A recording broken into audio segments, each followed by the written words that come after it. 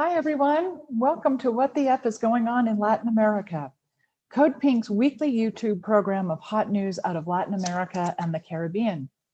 We broadcast every Wednesday evening, 7:30 p.m. Eastern, 4:30 p.m. Pacific.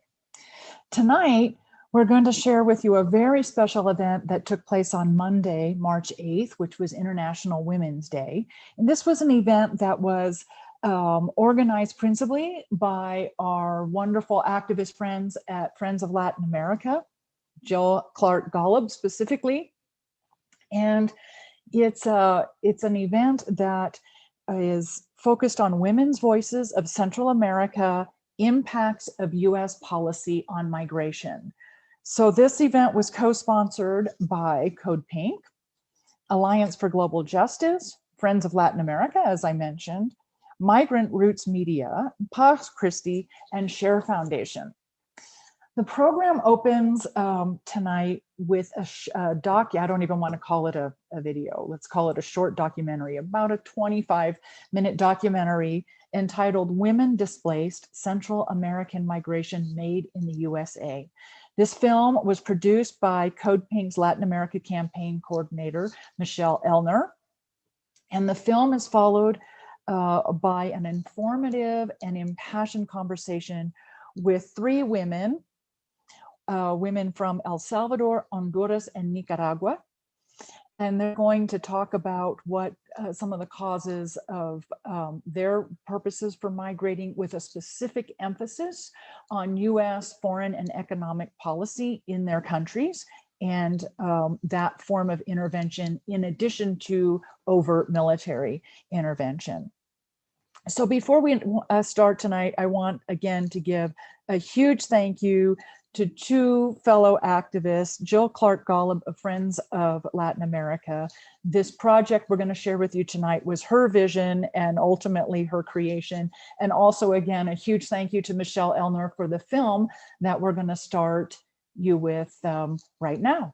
So enjoy the evening, and we will talk with you at the end of the program.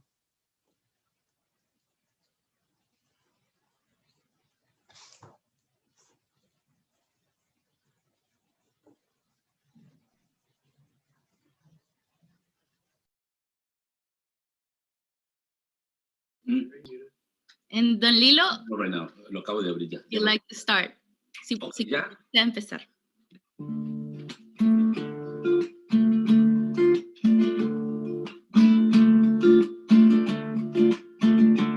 Salí pa' Semana Santa, abril del 82. Aún llevo el olor a incienso, a mi pueblo y su dolor. Aún llevo el olor a incienso, a mi pueblo y su dolor. Deprisa sin un adiós, sin plata un pantalón, pensando volver muy pronto a mi pueblo El Salvador. Pensando volver muy pronto a mi pueblo El Salvador.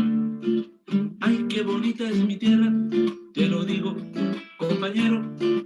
Ay, qué bonita es mi tierra, que lo sepa el mundo entero. Ay, qué bonita es mi tierra, te lo digo, compañero. Ay, qué bonita es mi tierra, que lo sepa el mundo entero. No puedo vivir aquí, no puedo vivir allá.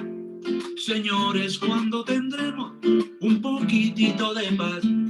Señores, ¿cuándo tendremos un poquitito de paz? Hoy vivo aquí en la Mamplesa, frente a un palo de coyol. Pa' no morirme soñando, cantemos esta canción. Pa' no morirme soñando, cantemos esta canción. No human being is illegal, te lo digo, compañero.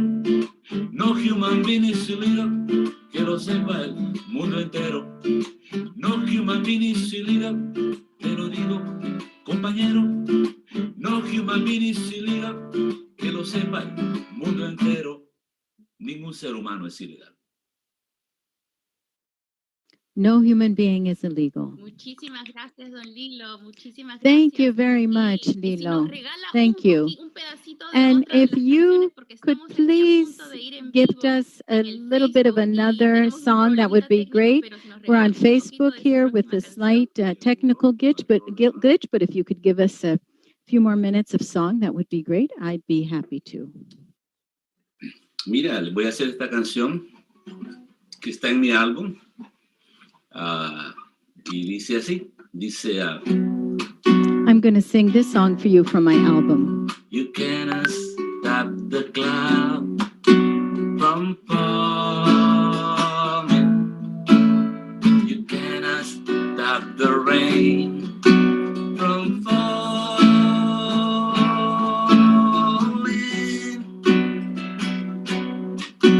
And you cannot stop the river from rushing to the sea. You cannot stop the people fighting to be free. A single drop of water can dry up in the sun. A trickle can be soaked up by the ground. Adam can hold the river back for just a little while, but nothing stopped the water pouring down. And you cannot stop the cloud from falling, and you cannot stop the rain from falling.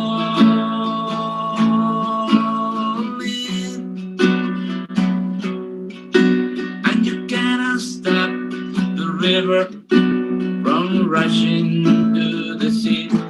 And you cannot stop the people fighting to be free.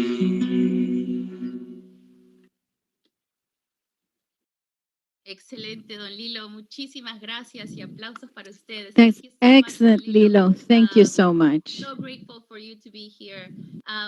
Primero que todo, quisiera First of all, mencionar, I un tema would muy like importante, to que es bring up la a very important interpretación. point, which is Para about continuar, debemos ser interpretation. conscientes de, la justicia As de we go lenguaje. forward, we must be Entonces, aware quiero of language compartir en este justice. momento, So right now, la I am going to información share sobre with cómo, you vamos our a manejar information este on mismo, how we are going tema to de la use interpretación. interpretation function on Zoom. Esta ventana If you give me just a para poder second, I compartir will con open ustedes a window los detalles sobre la to interpretación. share with you the instructions on how to use the interpretation function.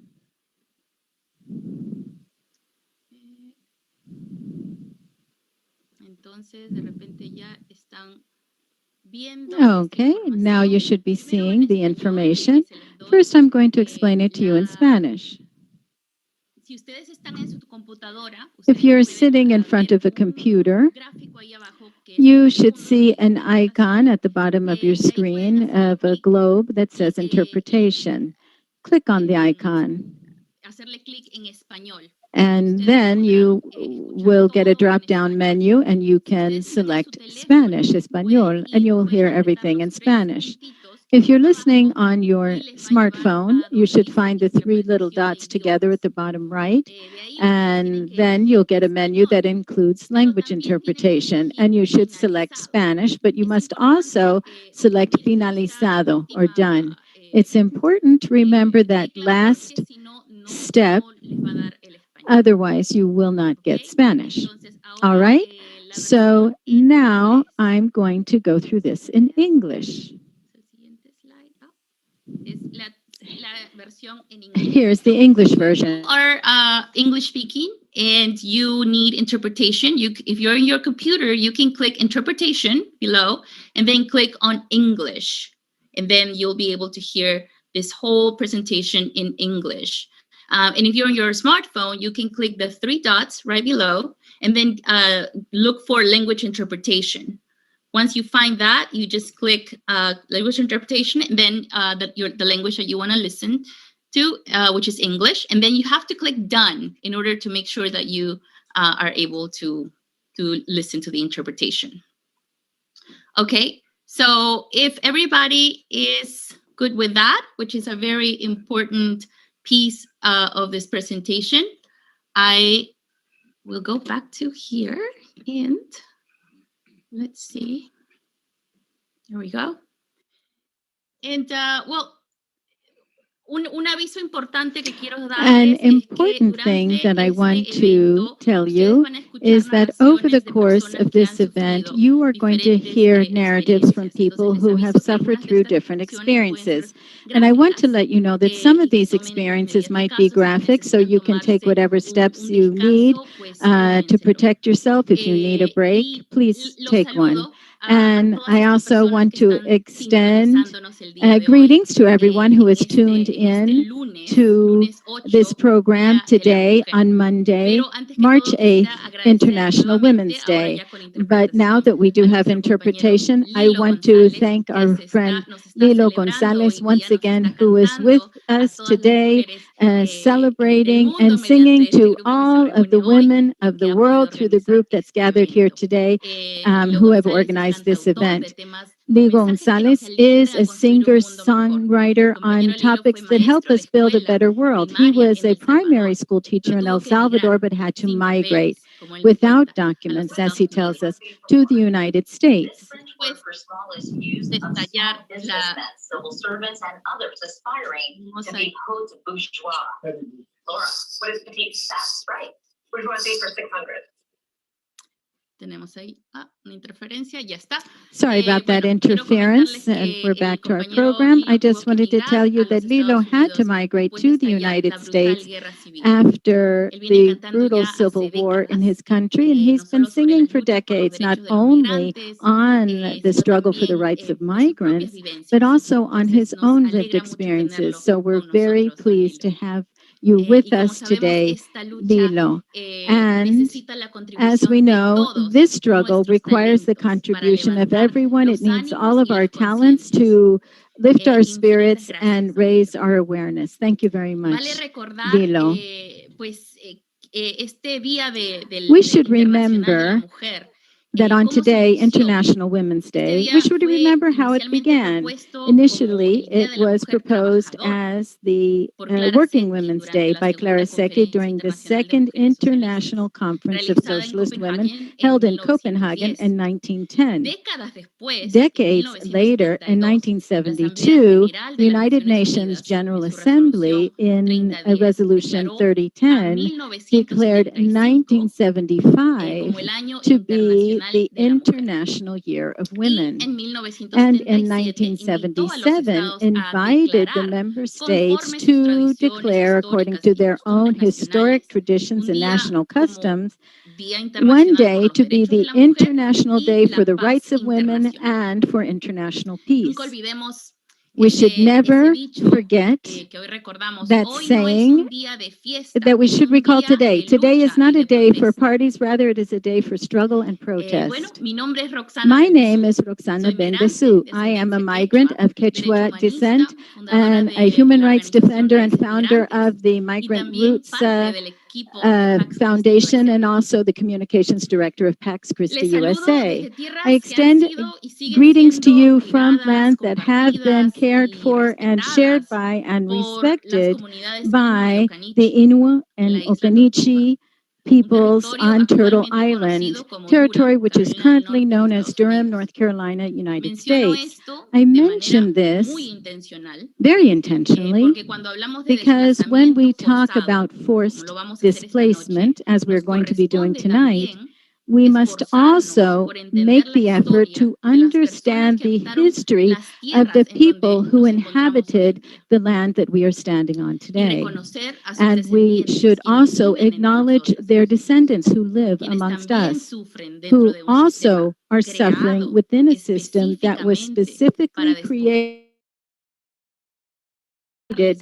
to expel them from their ancestral lands and their natural resources, criminalize them, and even make them ashamed of their ancestral customs and wisdom. We know this very well, don't we? Mantengámonos congruentes We should y be encarnemos consistent aquellos valores de and liberación take on para the todas values y of todos. liberation for each and every one of Por otra us. parte, quisiera In mencionar addition, I would que like este to evento mention lo that estamos this dedicando event is a being la memoria devoted de to la the hermana Diane memory Ortiz of de la Sister Diane congregación. Ortiz of the Ursuline Sisters Congregation. Mute, Roxana. Roxana, you're muted. Oh, okay. Now I'm back. Okay. Thank you. That's probably for a good reason. Creo que fue una buena razón el que I think there puse is a en good silencio, reason porque that I es una accidentally muted myself, parte muy emotiva para mí. because this is a very Mi colega emotional Diane thing for me. Ortiz, My colleague acaba de Diane fallecer. Ortiz Ella recently fue passed una hermana away. ursulina She was an Ursuline quien nun, sufrió and la enorme pesadilla de she ser secuestrada y herself lived torturada through the en nightmare of being 1989 abducted cuando se and tortured encontraba in en Guatemala.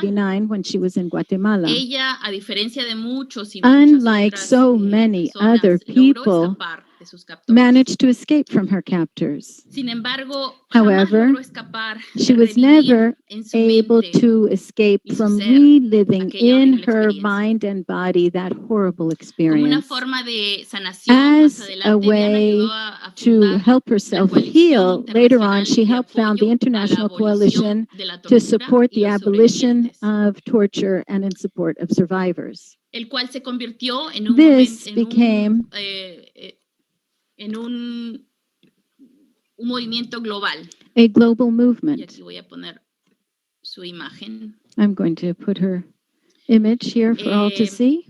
Entonces, este evento se lo dedicamos con So mucho we are very humbly devoting this event to her. y también quiero I also leer brevemente un would like párrafo to que briefly read parte de un artículo del New a York Times, paragraph el from a cual, New York Times article, el cual dice: con el paso del which tiempo, says, los documentos with desclasificados the passage of mostraron que time, las fuerzas declassified guatemaltecas documents que showed that the cometieron Guatemalan actos de forces genocidio that durante la committed guerra acts of civil genocide habían during the sido Civil War entrenadas had y been equipadas trained por Estados and Unidos. equipped by the United States. Y bueno, compañeros, por eso estamos And aquí. Por eso so, estamos juntos dear este friends, this día is why we are here para levantar today, esas banderas to y raise decir nunca these más, banners and contar say nuestras never historias again. desde nuestras We are here propias to tell vivencias, our que nadie las stories cuente from our por own lived nosotros, porque experiences. tenemos nuestra No propia one else voz. can tell No these somos stories y for us. nunca We have our fuimos own los sin voices. voz. We never were Siempre and never tuvimos will voz, be voiceless voces. people. We have Lo que nos always hace had a voice. falta We are son many voices. plataformas. What we need are platforms.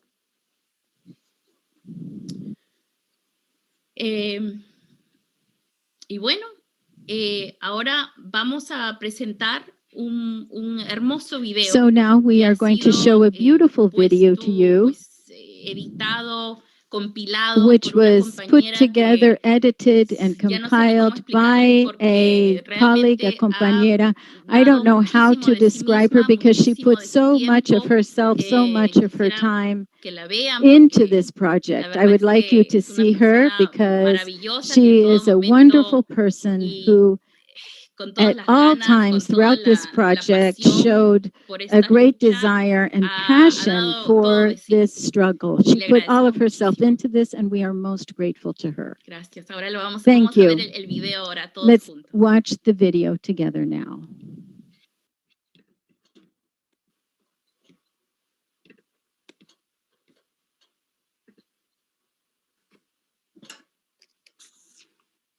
Okay, un momentito.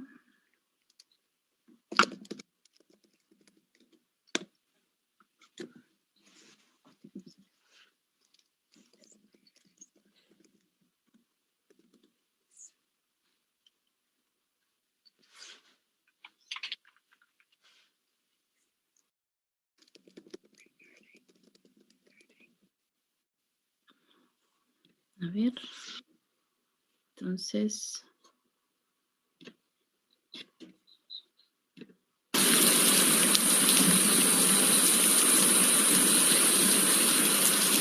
Pues la verdad, yo creo que como todas las personas que migran a Estados Unidos, la falta de condiciones y oportunidades que hay en nuestro país, especialmente para nosotros los jóvenes, y no es como buscando el sueño americano como todos suponen, sino estamos buscando una mejor oportunidad laboral y una mejor oportunidad personal.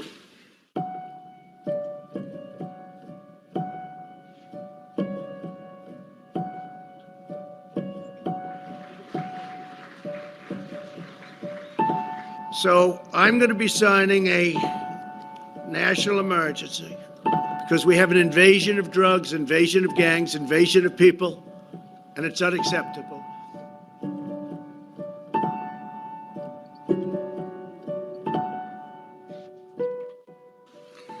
Hola, mi nombre es Stephanie, yo soy de Honduras. Llegué a los Estados Unidos hace aproximadamente 2 años. Yo había llevado muchos problemas después de la separación con el padre de mi hijo. Fue varios años en los cuales yo tuve que estar prácticamente huyendo de él para que él no me hiciera daño, para que no me quitara el niño. Y porque ya él estaba incluyendo a personas, miembros de pandillas, para que me encontraran y me hicieran daño. Entonces yo sabía que los pandilleros tienen más poder que las autoridades en mi país. Entonces yo sabía que habían 2 cosas que podían pasar. Una era que ellos lograran su meta y me mataran, o que me quitaran el niño, que eran una de las 2 cosas que ellos querían. Entonces llega el momento en el que después de tantas amenazas, de tantos malos tratos y todo eso, yo decidí salir de Honduras hace básicamente casi 3 años, en el 2018. Every day, entire families from Central America flee violence, chronic poverty, and failed harvests due to environmental degradation and climate change, embarking on a dangerous journey to the United States in search of asylum and a dignified life. This became visible to the United States public with a flood of unaccompanied minors from the 3 Northern Triangle countries, starting in 2012, and large caravans of migrants in more recent years. Bueno, yo me decidimos los 2, mi esposo y yo. Decidimos irnos por la situación, ¿va? Porque cuando vino la llena, nosotros nos llevaron a la iglesia. Entonces de ahí nosotros decidimos unirlos a un grupo de que como en el teléfono hay un mensaje que mandan, entonces dicen tal caravana va, entonces nosotros decidimos unirnos en esa caravana, pero el camino es difícil porque uno anda camina, aguanta frío, aguanta hambre. Nosotros caminamos casi 2 semanas, solo caminar y caminar. El camino es duro. The mainstream narrative often implies that the poverty and violence that trigger the migration of Central Americans are of their own making. Some argue that immigrants should stay in their own countries and work to resolve their problems. But this fails to recognize the role of U.S. intervention. From outright military aggression to trade agreements that attack small farmers, all of these forms of U.S. meddling have contributed to the northward flow of migrants. Nadie quiere salir de su país, pero independientemente de si uno sale con documentos o sin documentos, cuando se sale del país es porque no se puede criar a la familia, no se puede tener en la parte económica ese sustento para poder sacar el diario vivir o para poder proyectar la vida de su familia hacia futuro. The U.S. government has repeatedly intervened in Central America to protect U.S. companies, starting in the early 1900s with the United Fruit Company, which was the largest landowner between Colombia and Mexico, and which violently quashed all banana workers' efforts to organize unions. U.S. Marines were called in whenever necessary.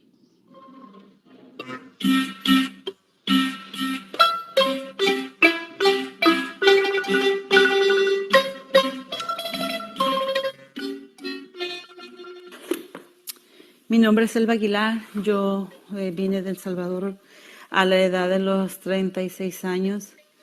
La razón por la cual me vine era principalmente económica. Yo veía que no era suficiente siendo madre soltera. Yo veía que la situación cada vez era más difícil, ¿verdad? Vivías en esa inseguridad, en esas cajas todas que parecen como cárceles enrejadas, porque pues no sabes si en la noche va a entrar alguien.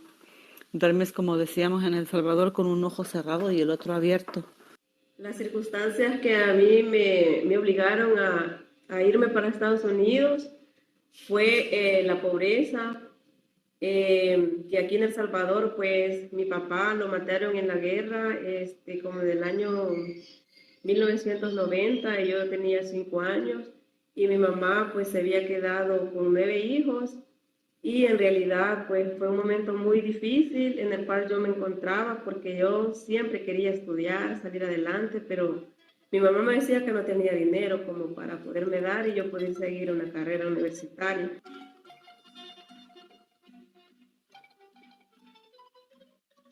Mr. Speaker, on December 10th, 1981, the Salvadoran Army Brigade based in San Miguel and the Atlacat Battalion, an elite infantry unit based in San Salvador, arrived in El Mozote. Over the next 2 days, these troops methodically and viciously murdered the town's residents and those of nearby villages. On the morning of December 11th, troops assembled the people in the town square. They separated the men from the women and children and locked them in separate groups in the church, the convent, and various houses. Around noon, they began taking the women and girls in groups, separating them from their children and machine gunning them after raping them. Many families were ordered to remain in their homes while soldiers set fire to their houses. Over 140 of the children, some mere infants, were jammed into the convent next to the church. There, soldiers blocked the doors, aimed guns through the windows, and fired into the mass of children, murdering them all in cold blood. They then threw an incendiary bomb into the building, collapsing the roof and adobe walls. In the 1980s, the United States armed, trained, and equipped the Salvadoran Armed Forces, in particular the Army. At El Mozote, U.S. guns and bullets were used to massacre infants, children, women, and men. The causes for the recent wave of immigration from El Salvador date back to the early 1980s. A popular blog inspired by the triumph of the Sandinistas in Nicaragua in 1979 clamored for change, including revolutionaries grouped in the Farabundo Martí National Liberation Front. In the face of this challenge, the United States under President Reagan spent more than $6 billion in aid to the government and military. These programs contributed to the fierce repression that resulted in the death, disappearance, and rape of over 75,000 people in a cycle of violence that left the country with widespread poverty and long-term post-traumatic stress. Hola, soy Sonia Umansoor, soy originaria de El Salvador. Soy migrante, a la misma vez sufrí la guerra, tuve que salir de El Salvador en los años 80 porque se dio una intervención muy grande de los Estados Unidos. Esta intervención era militar, era económica y era política. Estábamos pues a punto de tener una revolución progresista, pero al igual que en Vietnam, Estados Unidos intervino para evitarlo y lo que se logró fue una larga guerra civil de 12 años en los cuales huyeron especialmente miles de hombres jóvenes para no ser reclutados por las Fuerzas Armadas. Tampoco pues querían unirse a la guerrilla. Al llegar a los Estados Unidos estaban solos, sin familia, sin sus madres, sin buenos amigos, sin un ambiente favorable para poder estudiar y superarse. Lo que se encontraron fue un ambiente hostil de acoso por las pandillas y muchos de esos jóvenes pues por el deseo de sobrevivir, se unieron a estos grupos, además buscando el calor de familia, lo encontraron de alguna manera entre esos delincuentes de la calle. Luego de un tiempo, estos jóvenes fueron enviados a la cárcel y deportados a sus países de origen, o sea, El Salvador, Honduras. La intervención de los Estados Unidos ha sido en diferentes ramas, en diferentes momentos en nuestro país, y estos son los resultados.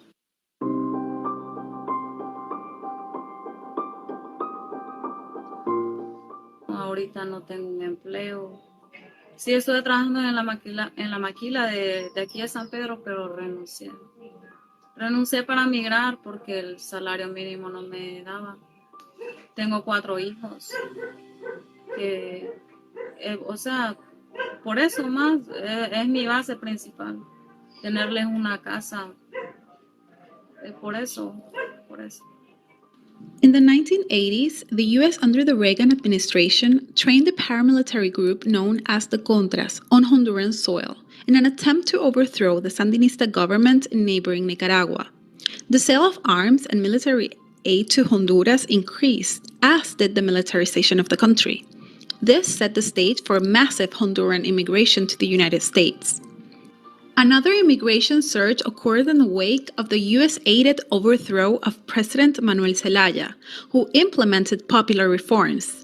Since the 2009 coup, a series of corrupt administrations have unleashed open criminal control of Honduras, intersecting organized crime and drug traffickers with the country's police force, all with the blessing of the United States. Fue un golpe neoliberal. El fin fue privatizar, privatizar, privatizar. El resultado ha sido que la gente se vea en más peligro, que la salud cada vez es peor. Es la raíz de la crisis en la frontera que tenemos ahora.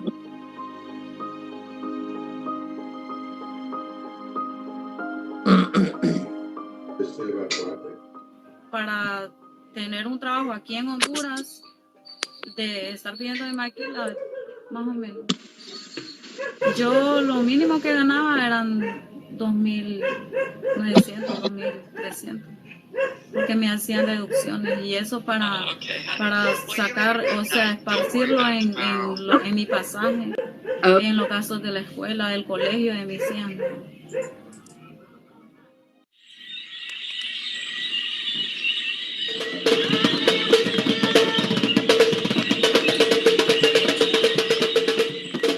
Mi nombre es Carla Garcia, soy la coordinadora de Relaciones Internacionales de la Organización Fraternal Negra Hondureña, OFRANEH por sus siglas. Vivo en Nueva York, Estados Unidos desde hace 8 años. Trabajo permanentemente para alcanzar lo que se reclama una vez que se defienden los derechos de nuestras comunidades, en este caso particular de la comunidad garífuna.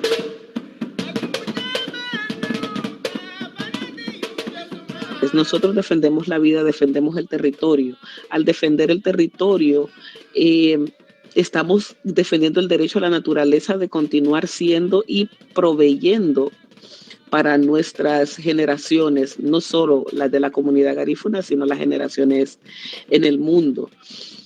Sin embargo, vemos cómo los gobiernos hacen acuerdos de cooperación. Hablamos de gobiernos, por ejemplo, como el de Canadá, el gobierno de los Estados Unidos, gobierno de Japón, Taiwán, China, para quedarse con pedazos de territorio en Honduras que desgraciadamente son territorios que están ubicados en las zonas donde nosotros vivimos, para hacer desarrollos económicos, ya sea hotelero o de producción. La producción trae como consecuencia químicos que dañan nuestra tierra, y los complejos hoteleros no nos permiten regresar de forma natural a las playas o al mar.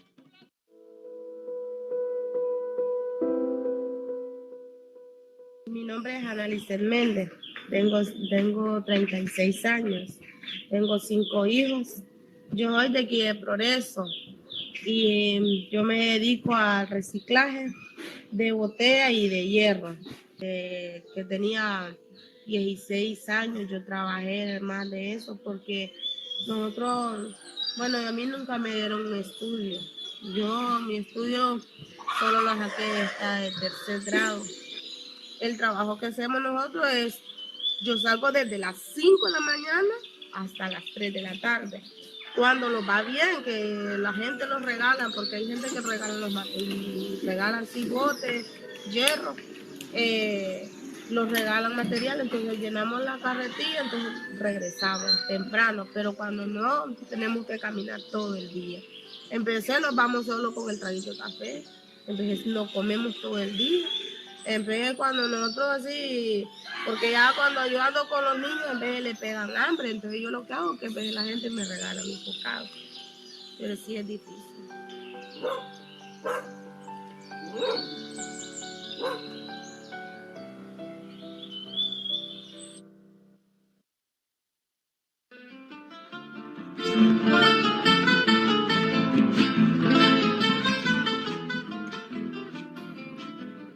Buenas tardes, mi nombre es Ana José Farrayo, soy originaria de Managua, Nicaragua.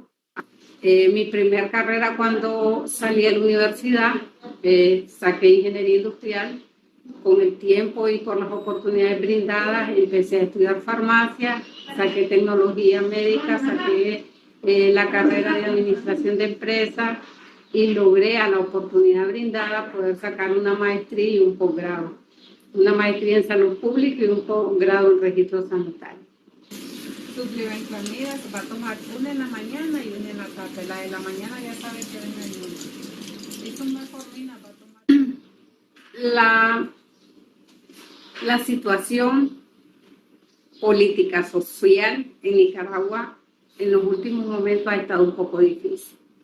Sin embargo, a pesar de esa dificultad, seguimos siendo el país más seguro. Nicaragua está catalogado como uno de los países más seguros a nivel de Latinoamérica. La seguridad en Nicaragua se ve marcada también por el apoyo o el nivel de organización que la población ha desarrollado y también por el apoyo que las instituciones a nivel de gobierno pues han venido implementando. Creo que las oportunidades de trabajo en Nicaragua han aumentado. Ahí, en el caso de las mujeres, cada vez estamos teniendo más oportunidades, se nos están abriendo oportunidades para estudiar, para trabajar, y eso pues también ayuda y permite a mejorar la economía familiar. Entonces todo eso nos ayuda a que nos mantengamos a veces o luchemos por estar en familia y cuidar, ¿verdad?, el núcleo familiar, que es muy importante.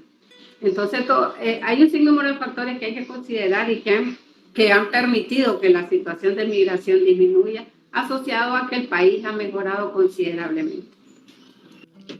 In neighboring Nicaragua, few people are migrating north today. This is partially because the country is one of the safest in Latin America, in stark contrast with its Central American neighbors, and also as a result of social programs implemented by the Sandinista government to alleviate poverty.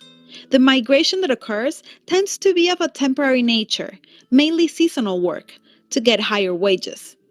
But Nicaragua is not free of U.S. intervention.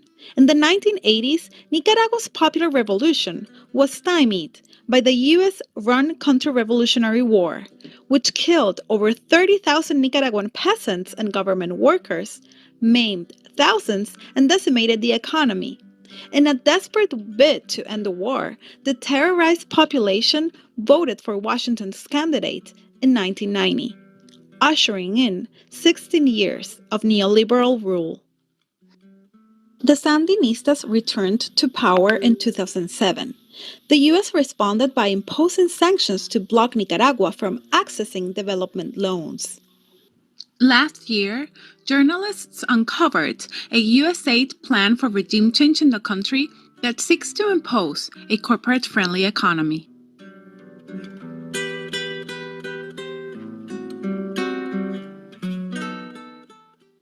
Mi nombre es Jacqueline Salazar. Soy del departamento de Chontales.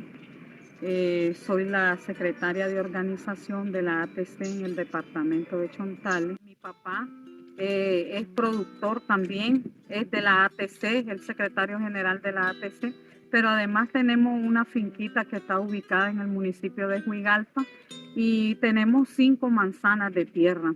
Ahí tenemos una crianza de cerdo, tenemos ganado, fíjate, no una gran cantidad de ganado, te puedo decir, pero sí se saca leche para hacer quesillo, cuajada, y tenemos gallinitas, fíjate, de diferentes aves. Pues. Migré hace 4 años, fui a conocer el país de Panamá, ¿verdad? Pero esto lo hice porque pensaba en querer fortalecer esa finquita que tenemos agroecológicamente, porque tenemos diversas plantas frutales también. Le comentaba a mi papá que quería emigrar porque miraba los salarios, todo lo que nos ofrecen, las políticas que les ofrecen a los jóvenes, esas políticas falsas de todos los países donde se nos dicen de que si vos migras a un país vas a tener un salario súper bueno, ganando bien, y que vas a poder mandar remesas a tu país, a tus familiares, pero realmente no es así. Nicaragua es un país eminentemente agrícola. Los efectos del cambio climático generaron en años anteriores migración del campo a la ciudad, del campo hacia otros países, principalmente Costa Rica. Gracias a la institucionalización de programas productivos para el sector agrícola del Gobierno de Reconciliación y Unidad Nacional, hoy en día las familias están haciendo resistencia en el campo a través de la producción campesina. Los programas como Hambre Cero, Usura Cero, el Bono Productivo Alimentario, entre otros, son programas que han venido a transformar la calidad de vida de las mujeres, a transformar la calidad de vida de las familias y sobre todo a generar desarrollo en el campo. Fui asignada, escogida dentro de todo el lugar, fuimos varios los escogidos y a mí me beneficiaron con una vaca, venía ya preñada. Entonces ella ha traído a otra vaquita, la cual está ahorita preñada también, está ella y una pequeña que es la que ella está amamantando. U.S.-backed governments in Honduras and El Salvador have promoted free market capitalist policies known as neoliberalism that go hand in hand with the weakening of the country's limited social programs, which in turn has exacerbated socioeconomic inequalities and poverty, setting off the massive migration that we have seen in recent years.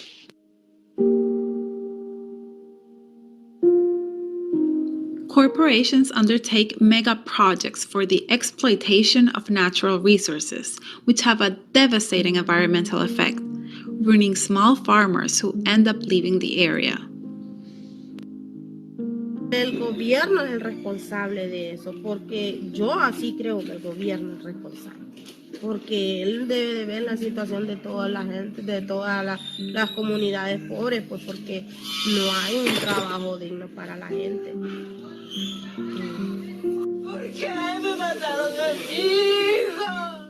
Finally, women are the silent victims of the violence that these Washington-promoted policies have produced.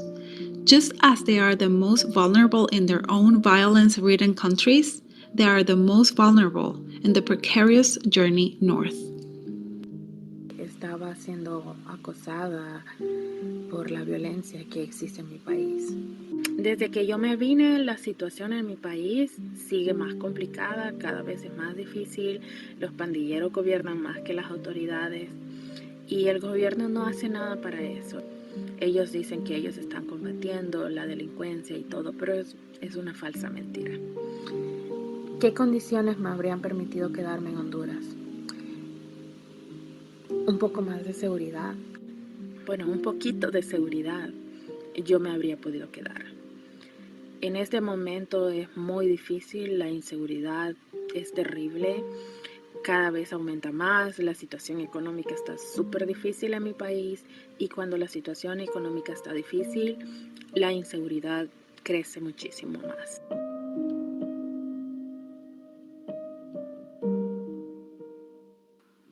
When we look at the history of the United States intervention in Central America and its impact on migration flows, it becomes clear that the best path to immigration reform is to reform U.S. foreign policy. Perhaps if the U.S. could see its southern neighbors as equals and respect our differences, Central Americans could work out their problems without having to leave their home. And we could begin to work together as equal partners to tackle the world's biggest problems that require global cooperation, such as pandemics and most particularly, the climate crisis. From migration, the war on drugs, poverty, and the environment, we only stand to benefit from a policy that is based on peace, cooperation, and respect. Go to codepink.org/goodneighbor to find out more, and let's work together to transform the U.S. into a good neighbor.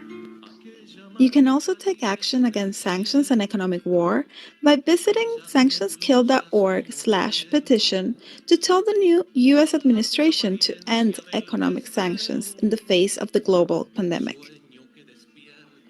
Also, if you want to read a good analysis of the Biden-Harris administration plan for Central America, go to migrantroots.org/reports. You've been told the detention camps have got to go. No justice, no peace. No welcome, no peace. No justice, no peace. No welcome, no peace.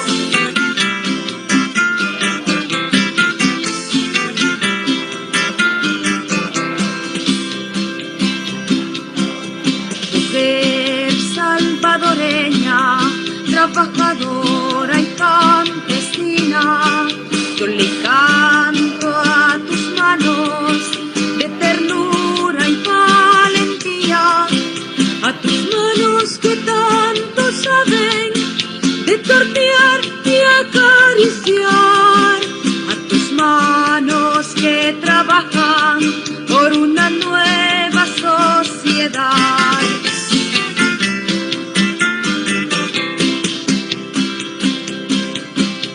Mujer salvadoreña, tan sufrida y tan valiente.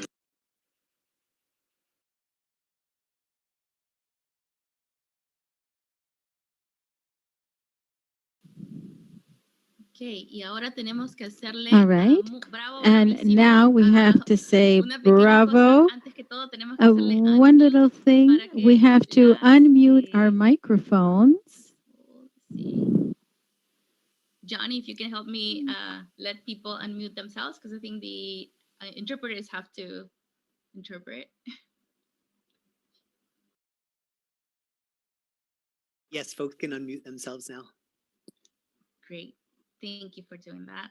And please help me thank Michelle for this amazing work that she has done for our community, for the world, really. Gosh, I mean, we're talking about so many countries here that have been affected by U.S. foreign policy, and this work is incredibly important. So, y ahora, a ver, estoy hablando en inglés. And now I see I reverted to English.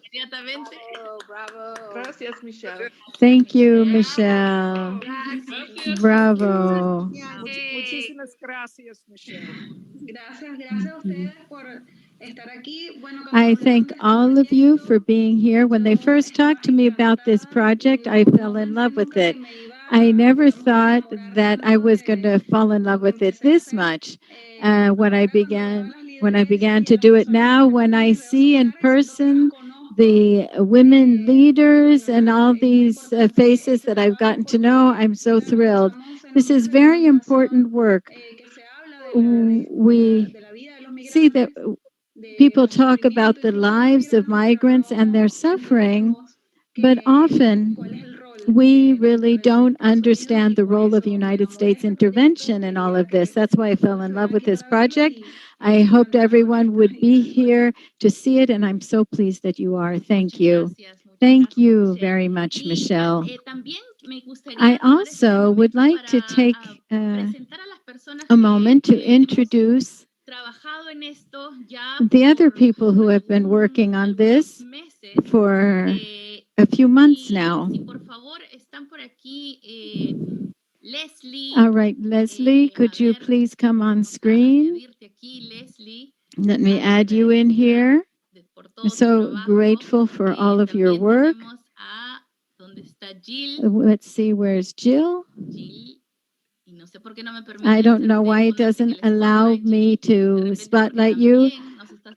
Maybe it's because you're interpreting right now. And Jill Clark is someone else who supported us throughout this project. Christi Graciela Lobo is also someone who collaborated with us. Let's see if I can get Christi on screen.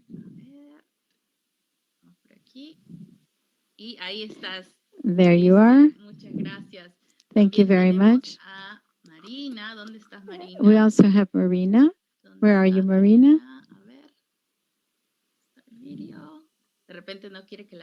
Oh, maybe she doesn't want to be seen, but Rena Adler is an academic who helped us do a lot of the research that went into this video. There's Marina. Nice to see you. Thank you very much. Terry Matson from CODEPINK is also part of the team. Let's see, I can add you in, Terry. Hi, how are you?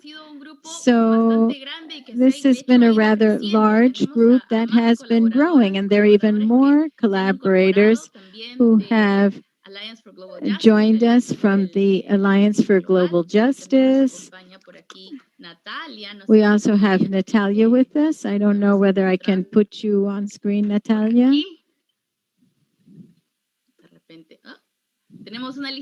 Oh, we have such a long list of participants that it's hard to find everyone, but I want you all to be aware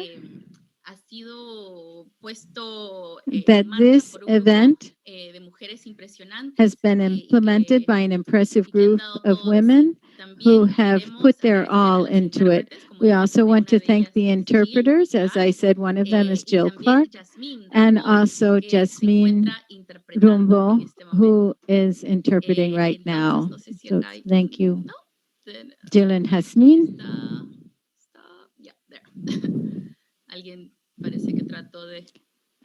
Excuse the accidental screen share. All right, so we can now continue. And I am very excited to introduce the wonderful panel that we have for you of leaders, women leaders from 3 countries. I will first introduce Sonia Umansoor. Where are you, Sonia? I'd like to put you on screen. There you are, Sonia. Sonia is a native of El Salvador and one of the founders of Clínica del Pueblo in Washington, D.C., a human rights activist, a political refugee in the United States, and the director of Casa Rutilio Grande. How are you, Sonia? I'm very well, thank you. It's an honor to be here today with all of you women struggling for a better world. And I want to take the opportunity to extend warm greetings and revolutionary embrace to the other women leaders working all over the world. Of course, my sisters in El Salvador. And I want to tell you that today is the day to reiterate our commitment to fight for a better world. Thank you. We also have Carla Garcia with us. Carla is a Garifuna Guye, is a spiritual leader and the Director of International Relations of OFRANEH, which is the Black Fraternal Organization of Honduras. Thank you very much for being here today, Carla. Thank you very much, Roxana, and a very good evening to this incredible audience. And I see that it's been very loquacious in the chat. My name is Carla Garcia. I'm a member of the Garifuna community in Honduras, and I currently live in New York. But from here, I am trying to work to raise awareness about the efforts being made by the Garifuna community, the indigenous community, and the Honduran community itself to move forward. Thank you very much for the opportunity to be here. Thank you, says Roxana. We also have Yolanda with us. Yolanda Arias Blas is the national coordinator of the Movement of Women of the Countryside of ATC, a part of La Via Campesina. The ATC is the Rural Workers Association. How are you, Yolanda? Can you turn on your microphone? There you go. Yes, greetings to everyone, says Yolanda. It is an honor for me to share this forum with you, particularly with such wonderful women as Carla and Sonia, whom I know have a tremendous experience in this social struggle to transform the lives of women and their living conditions and the lives of migrants and immigrants. So greetings to you from Nicaragua today on March 8th, International Women's Day, in which we are also raising awareness about the struggles we women are engaged in every day. Thank you for having me here. Thank you, Yolanda. So we have this extraordinary panel of women from 3 different countries in Central America, and they have the authority to speak about their own communities and their own lived experiences. First of all, I wish to tell you that we have some questions ready for the panelists, but we also hope to get questions from the audience. So if you are interested in asking any questions to the 3 women leaders, please post them in the chat. And we have our colleagues looking for those questions, and they will share them with us to see what our panelists might respond. So let's get started with the first question. And any one of you can respond, but we hope that your responses will be relatively short, no more than 2 minutes, because we want to have a fluid conversation in which all of us can participate. So the first question is that the documentary talks about direct military intervention, but these days, the U.S. government has found less visible forms of intervention, such as challenging elections results when their candidates don't win, or when the U.S. favored candidate wins through electoral fraud. The U.S. helps them gain international recognition through forums where they have influence, such as the Organization of American States. Could you comment on this?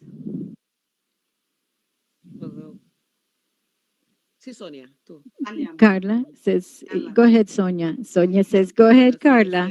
Carla. Well, that's a very interesting question because of what has been happening in Honduras since the coup d'etat. First, they ratified the coup d'etat, or rather gave the blessing to a coup d'etat in which the president was removed from the country violently, and then repression was imposed on the population that was protesting in the street, and then they formed a so-called unity governments in which members of different parties came together to continue, or rather perpetuate, the coup d'etat. After that, they call elections, and even though the candidate who won is not the one that the population voted for, they stay in office. And beyond this, it's important to look at what's happening in Honduras under the current president, a president who, by the way, is appears in the documentary we just watched. His brother is in jail in the United States awaiting sentencing in the Southern District Court.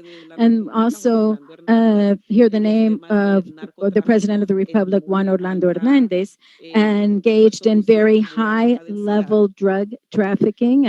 We see this in high definition.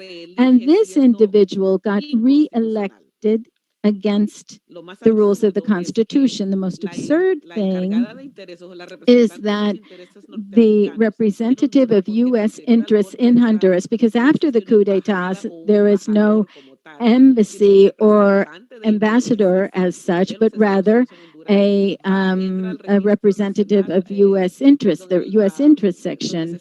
And so this is, they go, the person from the public U.S. interest section went into the vote counting hall and changed the vote count and said that the usurper was the president. And this, in this way, they perpetrated a government that is destroying the country and feeding the chains of immigrants fleeing to the United States. Sonia. In this regard, I can say that in El Salvador, for the past couple of years, we've had a young president, a millennial, from the bourgeoisie, and who is right-wing, but he won spouting left-wing discourse. And his discourse was, we're going to destroy all of the corrupt political parties, but then he associated with one of the most corrupt political parties whose founder is still in jail. And now El Salvador is suffering under a government that really has dictatorial features. I was just in my country observing the elections in El Salvador, and I was a witness to what happened. At the end of the day, the results came out, which are really devastating for the left and the other parties.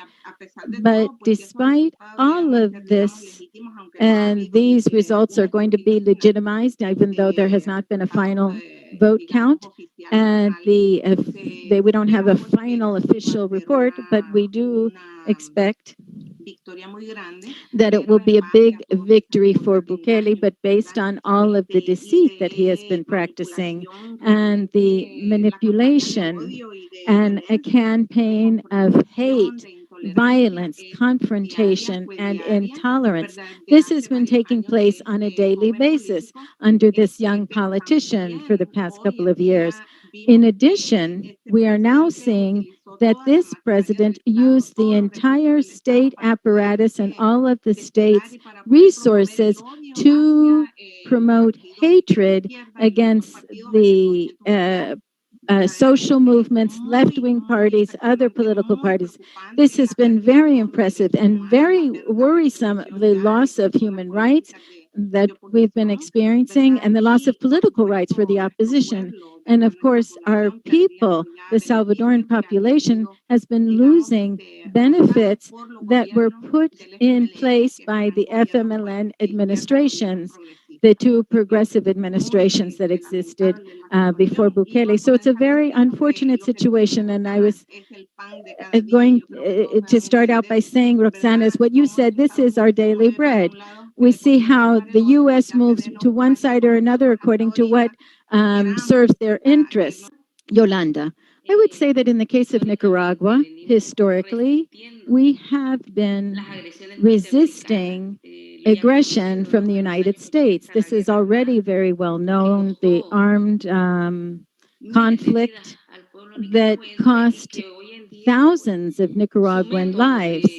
And now their means of aggression have taken a different form. The attempted coup d'etat of 2018 showed us in Nicaragua that we were not mistaken. We do have an enemy there threatening and attacking the Nicaraguan people and will not allow the people of Nicaragua decide their own national policies. But we Nicaraguans continue to put up the fight. We are aware that the United States is not going to change its policy towards Nicaragua. However, the people have shown dignity in withstanding the U.S. aggression, and we know that this aggression only seeks to hold back the development of the Nicaraguan people. So the fact that there was an attempted coup in 2018, and there are sanctions imposed on a number of Nicaraguan figures means that the U.S. government is continuing to use the same methodology, but right now it's not an open armed conflict, it's taking other forms. And the clear objective is to not only subject the people of Nicaragua to their will, but peoples of the world. And so the Nicaraguan people and the peoples of the world are going to continue to resist this to preserve our dignity and our sovereignty, which is the most important thing. Roxana, thank you very much. And we can see that we do have allies in the United States. There are people who work to have some impact with the bill. For example, right now, there is a bill before the Senate and another one in the House of Representatives to try to remove the U.S. support for the Juan Orlando Hernandez regime. And also, obviously, people for several years have been pushing for the Berta Cáceres bill, which I know you're very familiar with, Carla. I don't know if you want to mention this. This was mentioned by one of our very dear compañeras who's online, who's very closely involved in this work to support the communities in Central America. Carla, yes, says Carla. Thank you, Roxana. I also do not want to miss the opportunity to speak about the Berta Cáceres bill. In Honduras, there are no more U.S. military bases than in any other country in Central America.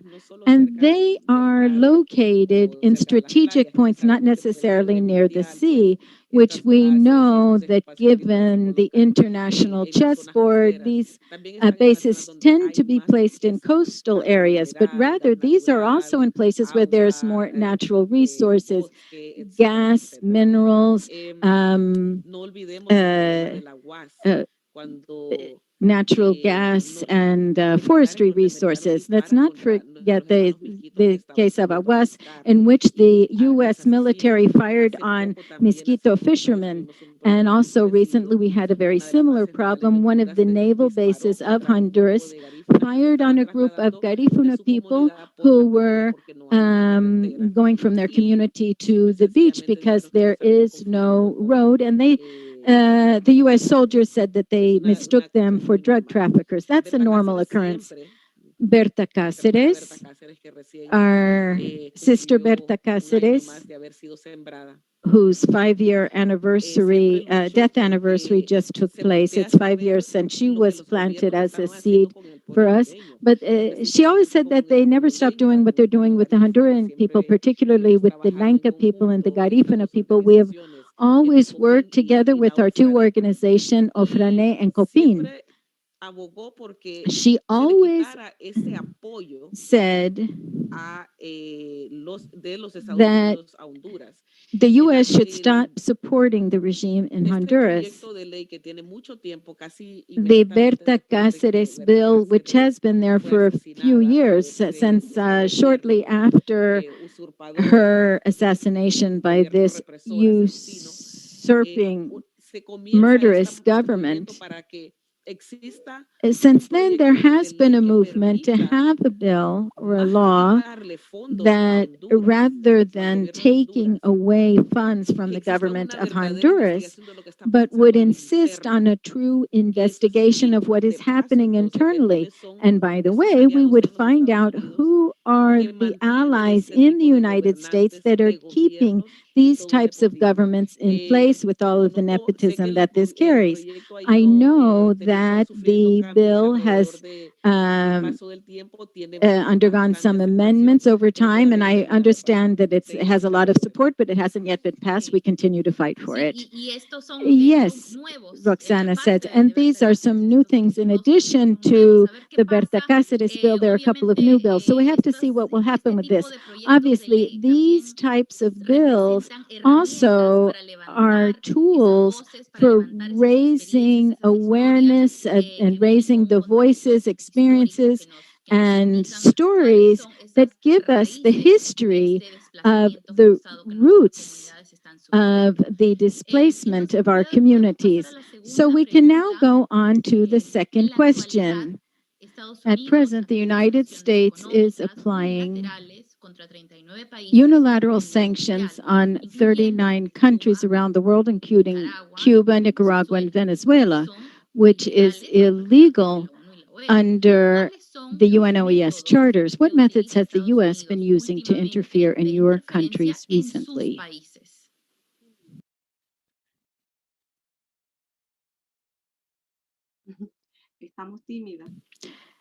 Sonia, we're a little bit shy. Well, I'll take the floor again to say that I keep running out of time because we don't have enough time to truly describe the situations we have been living through and which we continue to living through. Our people are subjected to this because of this intervention. We know that all of this intervention from the United States in our countries leave us devastated. It leaves us with problems of all kinds. There's the immigration problem, which is what is most visible up here.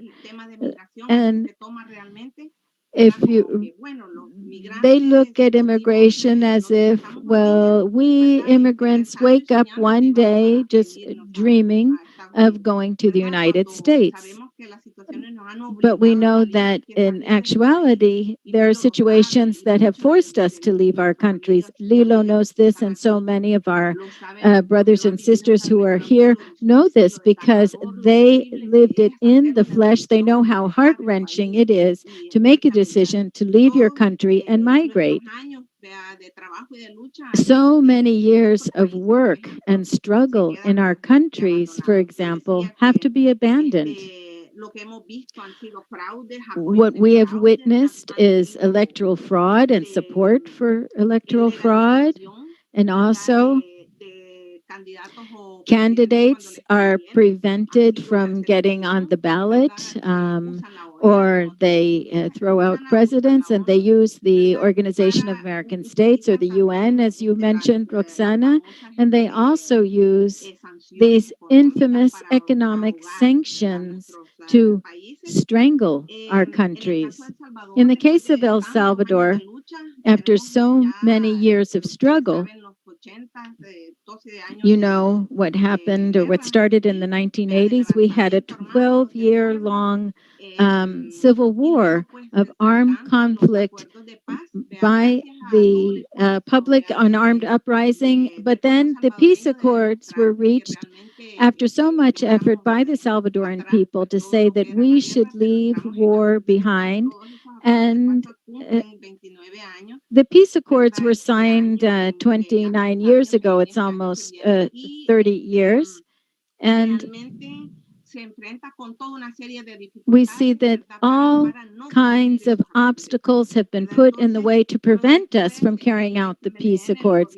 And later, we had an FMLN government, a leftist government that was in office for 10 years. And these administrations brought in many benefits and the most social spending that our country had had in its history, more accountability, a whole series of programs to improve education and health and everything else. But at any rate, it so happens that because the United States did not like that government, because it was not supporting the neoliberal policies, and there wasn't as much profit to be made in the country. So a series of strategies were put in place to plant in our population's collective consciousness that the FMLN president or FMLN administration was no good, and they began to delegitimize all of the good things that were happening in the country, despite the fact that people were experiencing the benefits. They tainted them. We're all familiar with terrorism waged over the media, and the lies told 1,000 times become the truth. And so that has been a practice of the United States, of empire. This is more frequently their means of intervention to dominate our countries. Roxana. Yes, when we have governments that are willing to work for the people more, as you were saying, Sonia, they put obstacles in the way. And of course, everything is not perfect, but they create these obstacles to get people to say, well, whether you're with a party that supports the people, then people still have to migrate. It's not just as soon as you elect a leftist government that everything becomes a paradise. That's not how it works. The after effects remain, and the hurdles put in the way remain. We're not trying to say that any country is a paradise. We're talking about some that offer more opportunities and more programs, but of course everything isn't perfect. I wonder whether any of the other compañeras would like to say anything. Yolanda, Roxana, it is important in the case of Nicaragua to mention that the United States Department of the Treasury have been imposing sanctions. They say that these are individual sanctions on several of our compañeros and compañeras that are government officials. But the Nicaraguan population does not believe those arguments. Their argument is that these are individual sanctions and that they will not hurt the Nicaraguan people. But the people are aware that the sanctions are on them for being rebellious, for not allowing themselves to be dominated by U.S. policy. And in Nicaragua, we continue to flatly reject these acts of aggression on the Nicaraguan people. And even though they are imposed on some specific government officials, we know that they are really aimed at the Nicaraguan people. And the main objective is to intimidate and threaten us, forcing us to surrender. But the Nicaraguan people are aware that we have to continue to resist these acts of aggression. Roxana, yes, precisely. Compañera Carla? Carla. In Honduras, more than talking about sanctions, we have to talk about interventionism, and I think we already discussed that. When the U.S. Charge d'Affaires tells you who the president is, we know that in Honduras, they don't lift a finger unless the U.S. tells them to do. And it doesn't matter what kind of administration is in office in the U.S. We also have a lot of influence from Canada in my country. And later, I hope that we can touch on some issues related to that. I would just remind you that when the voting was taking place during the coup d'etat in Honduras to reinstate Jose Manuel Zelaya Rosales, the only country that opposed this was Canada. And Roxana says, yes, we have to be very clear. It's not just because there are Democrats in office that things are going to be better. U.S. interventionism is the same. The issue of foreign policy is, if not exactly the same, it's pretty much the same. We should not be deceived in thinking that one is very different from the other. So let's go to the third question. We know that time is running out. In the 21st century, all of your countries have 21st century experience with neoliberal, pro-market, pro-U.S. governments, and also with governments that promote policies to reduce poverty. Please tell us how life is different under neoliberal governments compared to governments that promote social programs, and particularly with how this impacts women in particular as mothers and workers. I know that you have touched on this. I wonder if you want to add anything, and then maybe we could go on to the questions that Leslie has prepared. I would just like to talk a little bit, says Carla, about what is happening right now and why our women often have to migrate. While it is true that government policies are very much tied to immigration, in the case of Honduras, what happened in 2012, beginning of 2013, was really notorious. The first caravan that came to the United States came specifically from the Garifuna community. And they always said that there were unaccompanied minors there who were crossing the border, but there are also mothers and children. The schools were left virtually empty in our communities. So it's a massive migration because women said in Honduras that if they came to the United States and put their children in school, then the Obama administration was going to protect them. I would very much like to go back to your opening remarks, Roxana, about forced displacement. And excuse me if I'm rushed to highlight this, but just last night at 11 p.m. Honduras time and midnight Eastern Standard Time, the Honduran system of justice finally released two Garifuna women who had been jailed for 3 days. And I want to thank the network of people that I've met through this event for all of their solidarity and support. These women were incarcerated for defend the rights to territory that have belonged to us, even with documents, since 1901.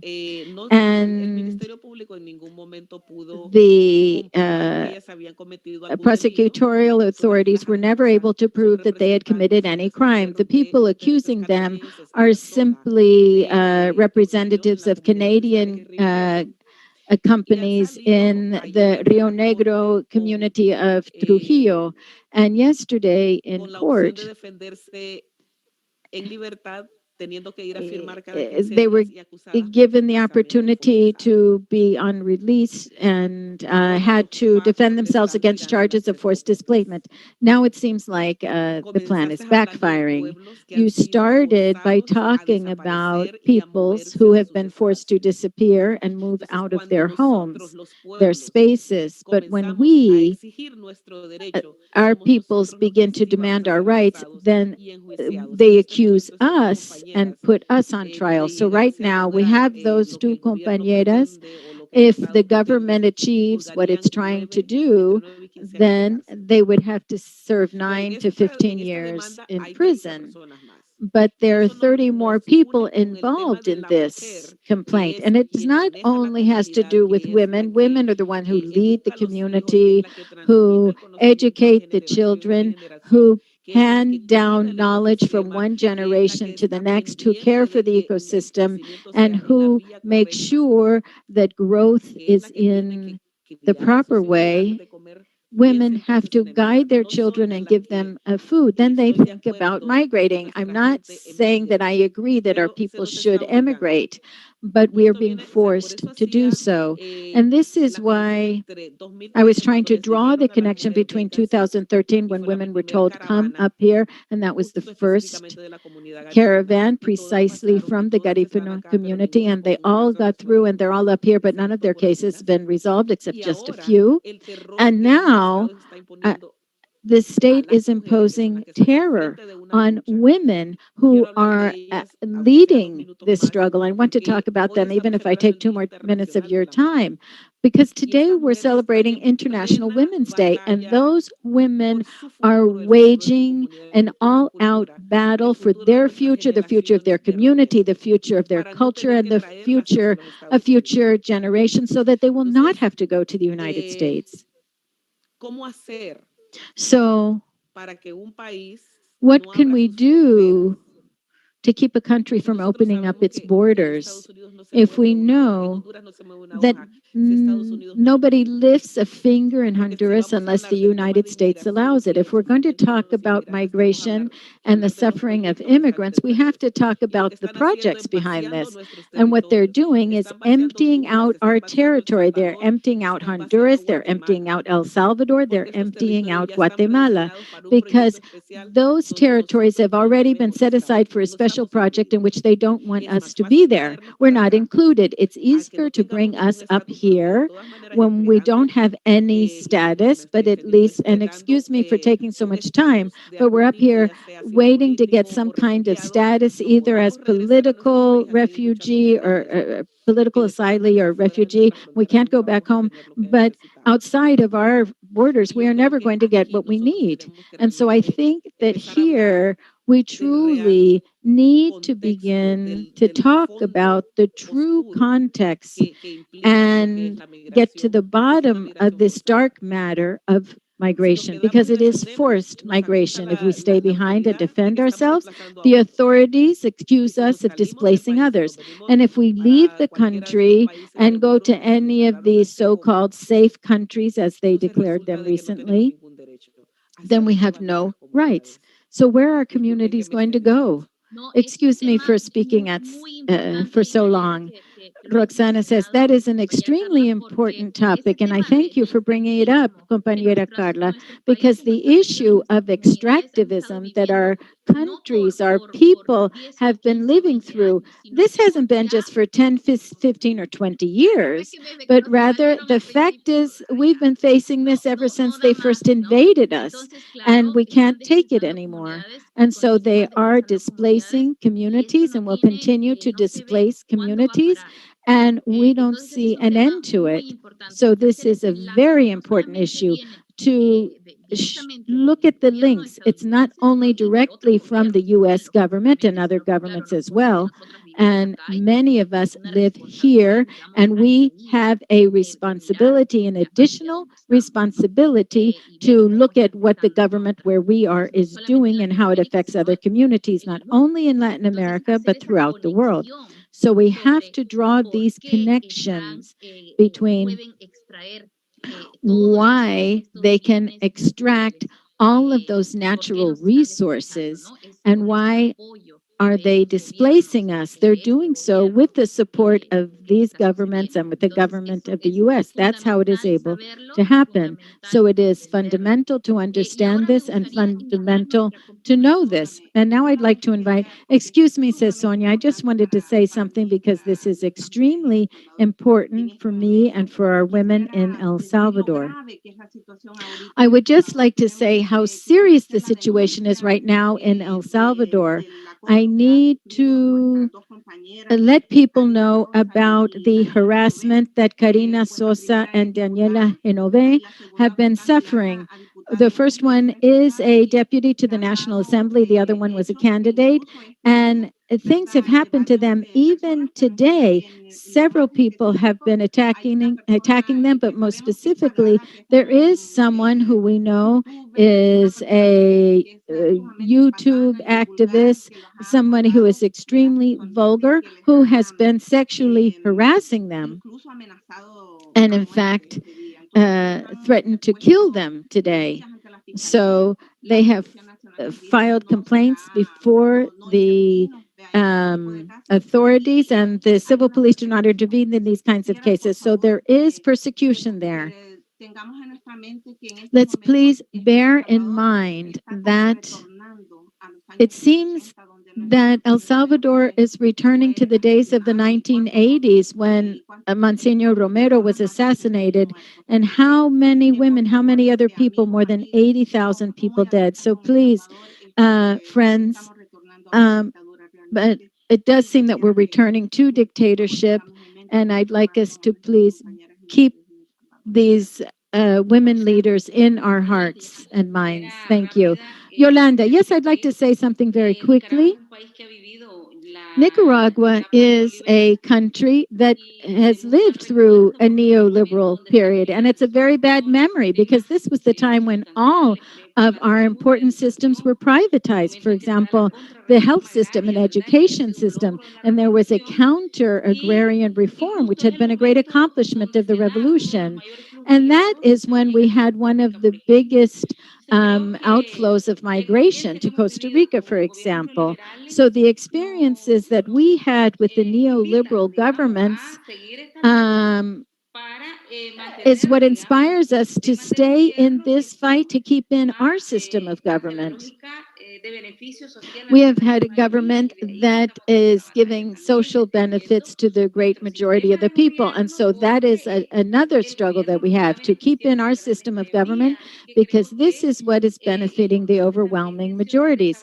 It is also important to mention the struggle being waged by Cuba and Venezuela to defend their revolutions, because the people in those countries also know that they cannot afford to lose the rights that they have won after so much struggle and so much effort. The same is true of Nicaragua. We also want to keep this government, and we are not tempted to trade it in for a neoliberal government. We are going to continue fighting to make sure that in the next election, we still have a government that benefits the overwhelming majority. I just wanted to say that. Roxana, thank you, Yolanda. It's very important to know that the governments that called the radical or rebel governments, these are the ones that are fighting against neoliberalism and imperialism. We know that nothing is perfect, as I said before, but we continue to move forward. I now would like to invite Leslie to share some questions with us. Yes, and there are several questions, but I know that time is short. So I'm just going to share one question that I think is very important. The question says, what can be done to get the people of the United States to push their government to have respectful relations with the peoples and governments of Latin America? Sonia, I think that this is the big challenge.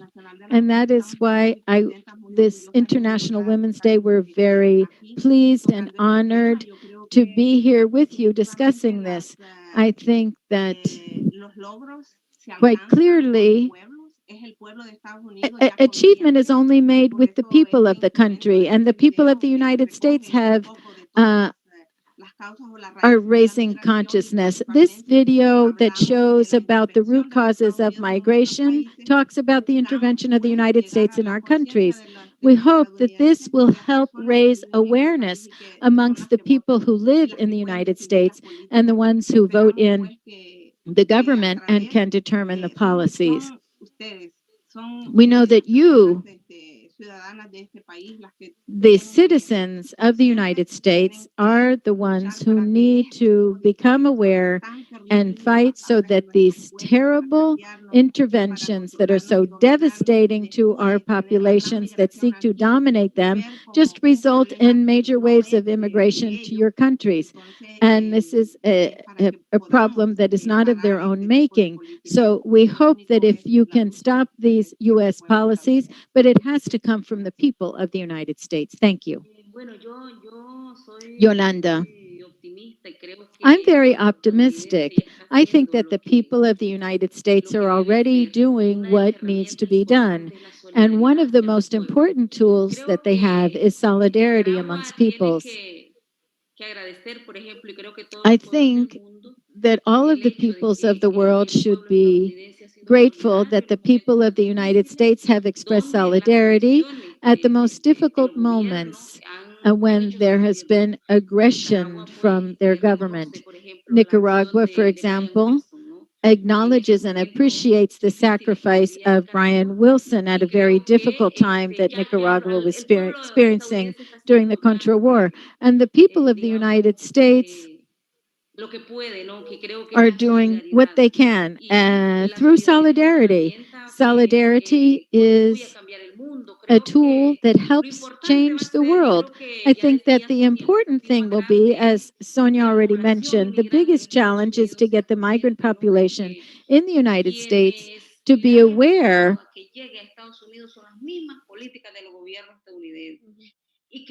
that the policies of the United States are what forced people to migrate, and the U.S. government isn't doing those migrants any favor.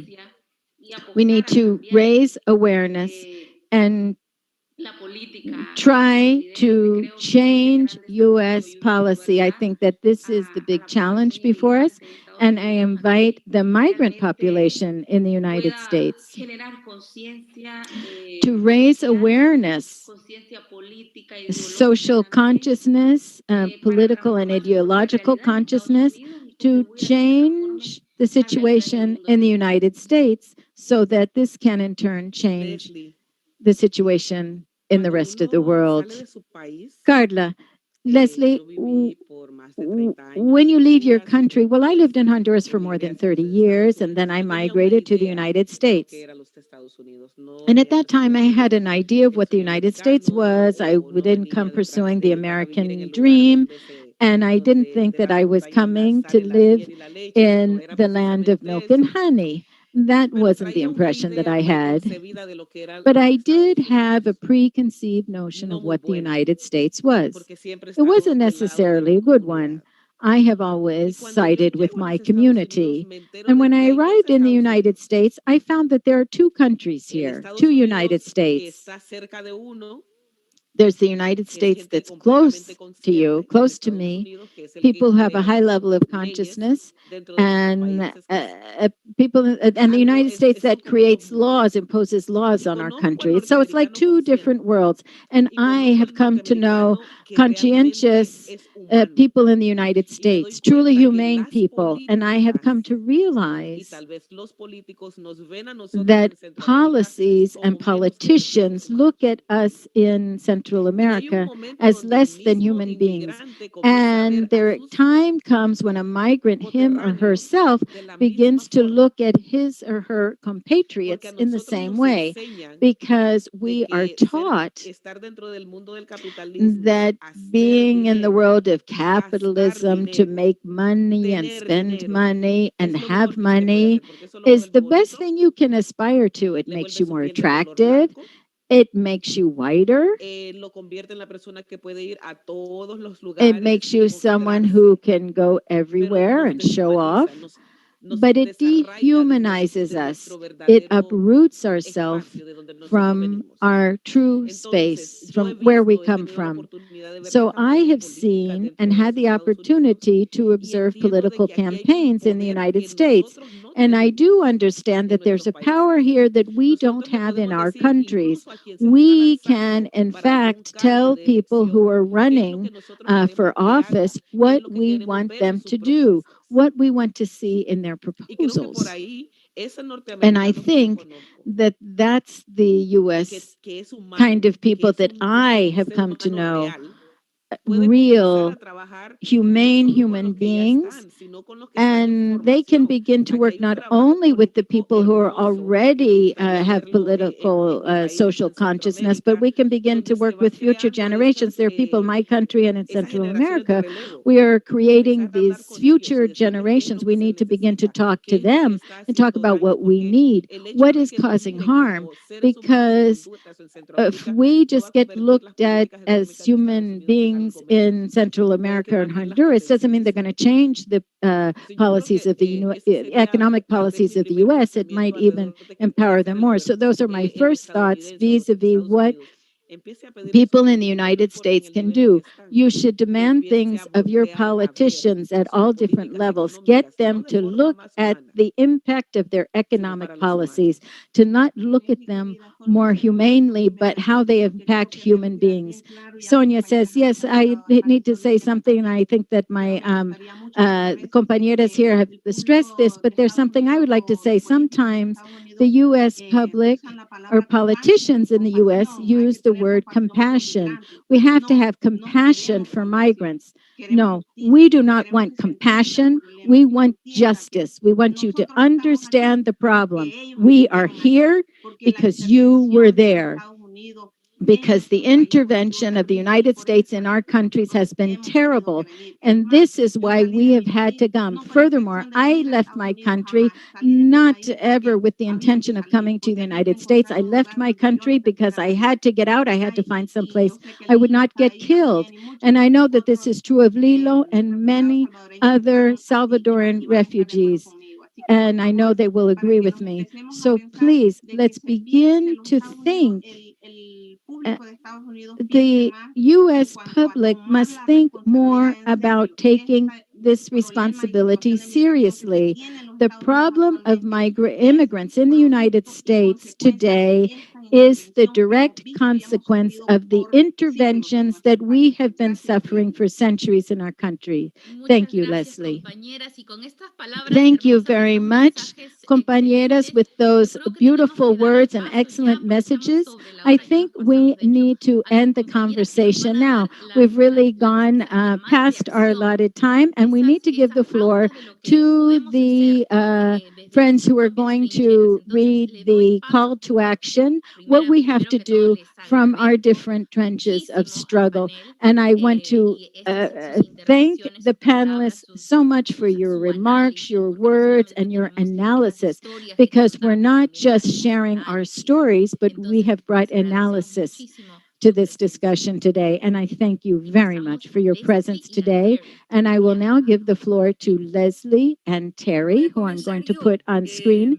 Leslie says, I will start, and I'm going to read this in English because we wrote it in English and we are addressing the English-speaking public of the United States, in particular, because those of us who live in the United States have the responsibility and obligation, as Sonia and the other compañeras said, we are obliged to change U.S. policy because it not only injures our people, but it also causes harm to the people of the United States. It uses up resources that needs to be used for the people of the United States. This large, wealthy country, people don't even have the right to health care. So I'm going to read this message in English. The U.S. can do to help immigrants is to stop our government from intervening in other countries, because that is what is causing the forced displacement.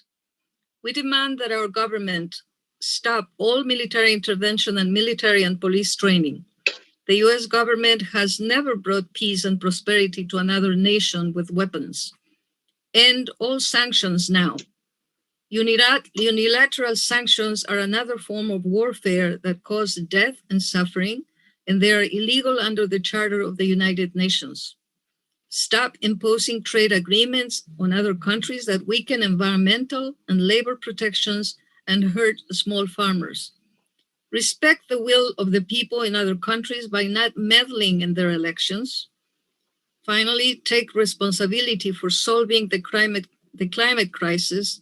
It is time for the U.S. to move to zero carbon emissions and to pay its fair share for mitigation and damages in poor countries. They have contributed very little to global climate emissions. Terry? As many of you have suggested already in the chat, we call on our audience to pressure Congress and the Biden administration to support the people of El Salvador, Honduras, and Nicaragua with the following.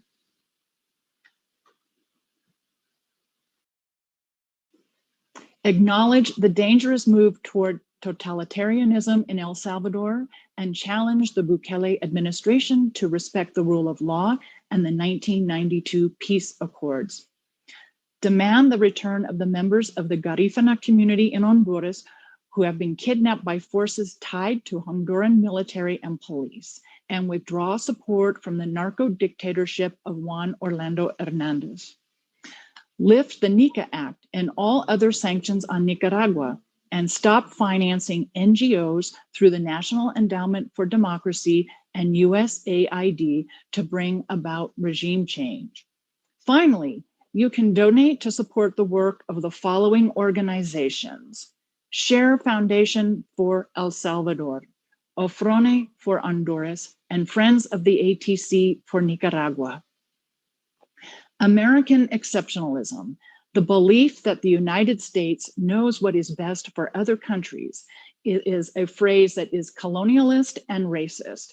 It is time for the United States government to pursue relations of respect and cooperation with other countries.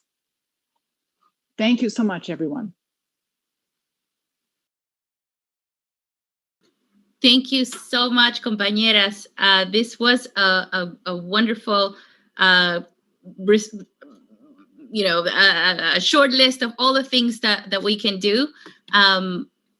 But we definitely need to pay attention to that. I am trying to look for a list that we have here for our endorsers, actually. And now let me change my chip to Spanish because I realized I'm supposed to be speaking Spanish. Allow me to share with you now the list of all of the organizations that have supported this event. And here you can see the list. I am not going to read them, of course, because it's a long list, but we do want to show you that we do have a lot of endorsers, and we are all coming together to continue to organize for change that are forcing entire communities to escape. And now, I also am going to share some information that I posted in the chat so that you can make donations to the organizations mentioned here. They need all the support that you can give to bring about changes in the situations that women are living through in these three countries. And you will also find this in the Facebook chat. Like good Latin Americans, we've gone past our allotted time, but we want to see if we still have Lilo with us. Are you still there, Lilo Gonzalez? There you are. Could you please share a couple of songs with us to wrap up this wonderful event that we have had with so many people from this world of struggling for social causes? You have the floor, Lilo. Thank you very much, and congratulations to all of the women here. It is such a pleasure to see so many of you who have been in this fight for years and continue to fight for our people. I'm going to make my songs very short. I think you will know some of these songs and we can sing together. And it's also a tribute to Sister Diane Ortiz. We often sang together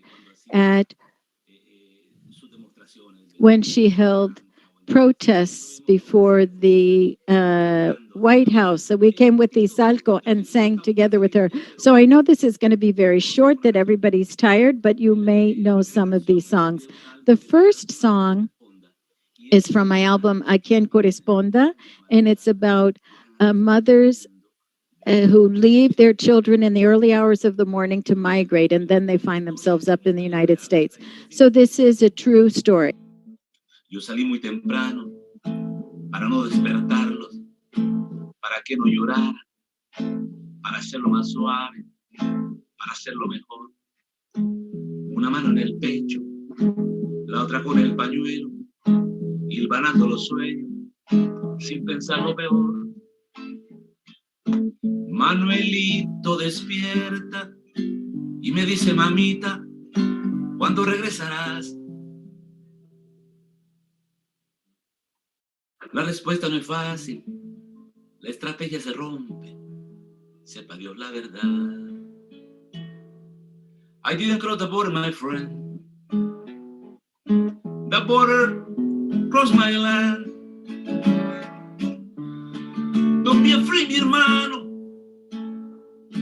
This land is yours and mine. No me jodas, paisano.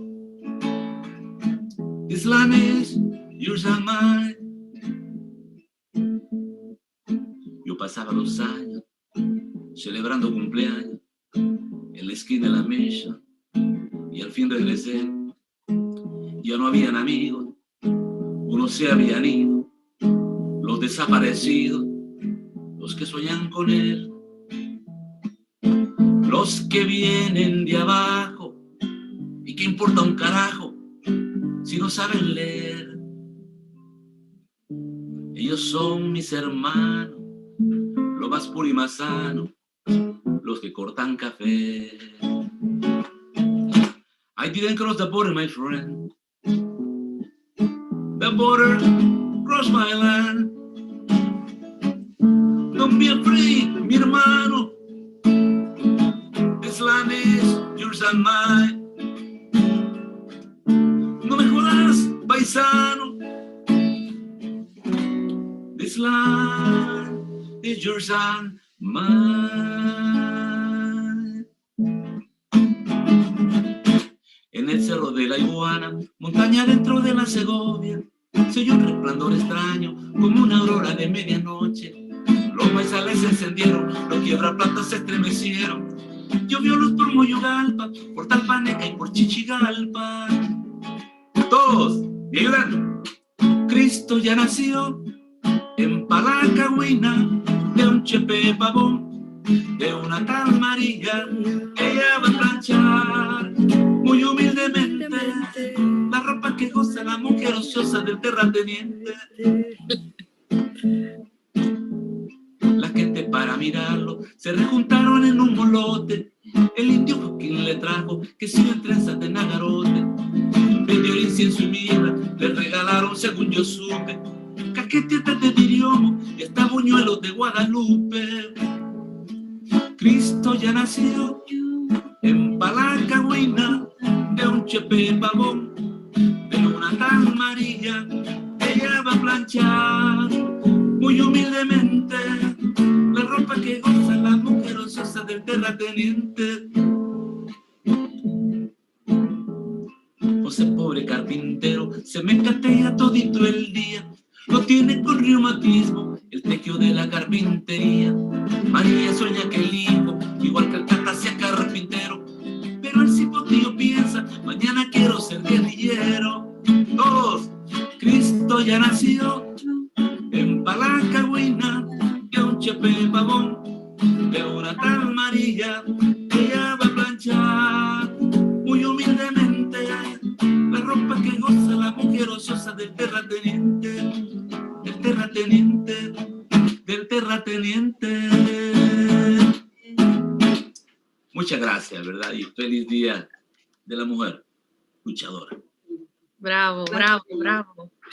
Hermoso. Muchas gracias. Hermoso. Gracias a todas, todos y todos los que nos han acompañado. Los esperamos una próxima vez. Hasta pronto. Gracias.